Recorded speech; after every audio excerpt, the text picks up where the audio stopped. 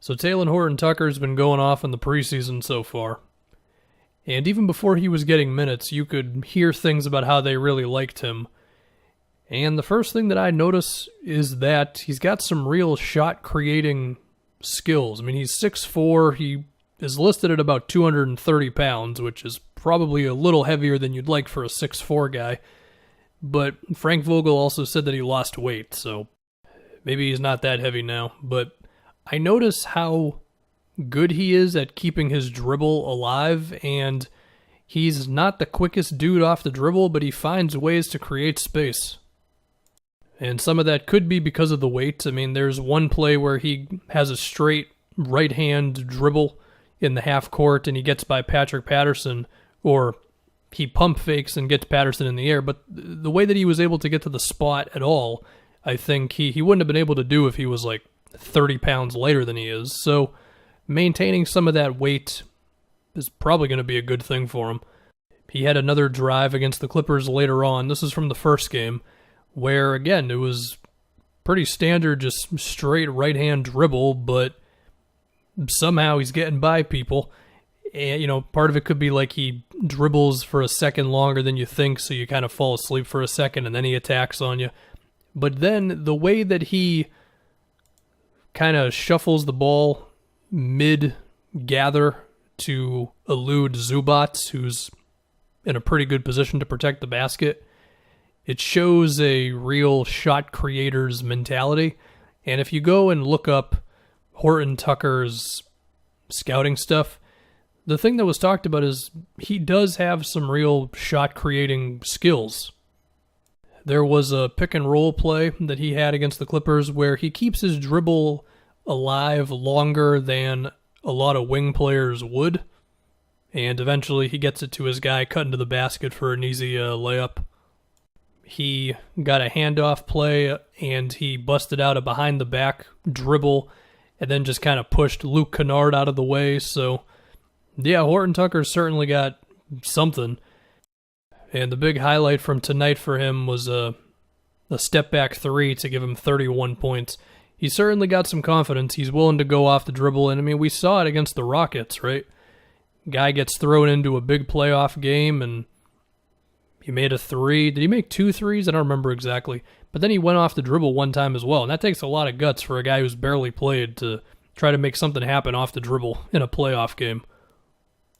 And if you look at the scouting reports, they do suggest that his stationary three-point shooting would be good in the NBA, even if his free throw percentages and that sort of thing maybe not as good. So these are some good signs. If we think about the Lakers' rotation, can Horton-Tucker get some real minutes this year? I mean, we imagine the starting five is LeBron, AD, Marc Gasol, KCP, and one other guy. You can make a case for Matthews, Schroeder, Caruso, whoever you might pick. And then off the bench, you're taking 2 of the guys that I just mentioned, Montrez, Kuzma, Markieff Morris is still there. Now, he's listed as a 2-guard. Whether that really matters in rotations, especially now when wings are so interchangeable, I don't know. But if he keeps playing like this, then we can only guess that he could get some more minutes. Now, that all being said, when the regular season's there and you got LeBron and AD out there and all that stuff, it is going to be a bit more of, can you attack a closeout, can you make an open three, and can you not get killed on defense? Given Horton-Tucker's ball handling that I've seen when he's actually trying to score, I would hope that he can simply attack a closeout if teams leave him open to guard LeBron and AD. And as far as the 3 ball is concerned, again, scouts, even back before he was drafted, were saying he should probably be an okay stand-still, catch-and-shoot guy. As far as his defense, he was not exactly known as a defender coming into the league, but given that this team's whole thing was about defense last year and Frank Vogel is a defensive coach, you have to assume he's been working on those things for a couple years. I mean, Vogel would not have played him in that Rockets game if he thought he was going to get torched. And we saw LeBron tweet about him. We saw Jared Dudley tweet about him. Wesley Matthews. said the word special, which is probably overdoing it a little bit, but people seem to think that he's going to be a real player.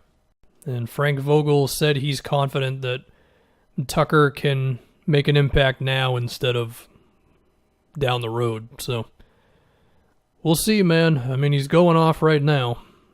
There have been some fears that his shot selection is not so good. That was one thing if you dive into some of the scouting with him. And, I mean, if you're willing to take a step back mid-range, which was another shot he had tonight, on top of a step back 3 in the same game, yeah, you're probably prone to a couple of like, wait, what was that type of shots?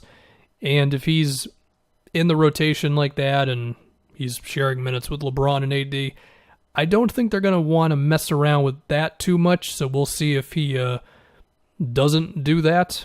But, yeah, it seems good.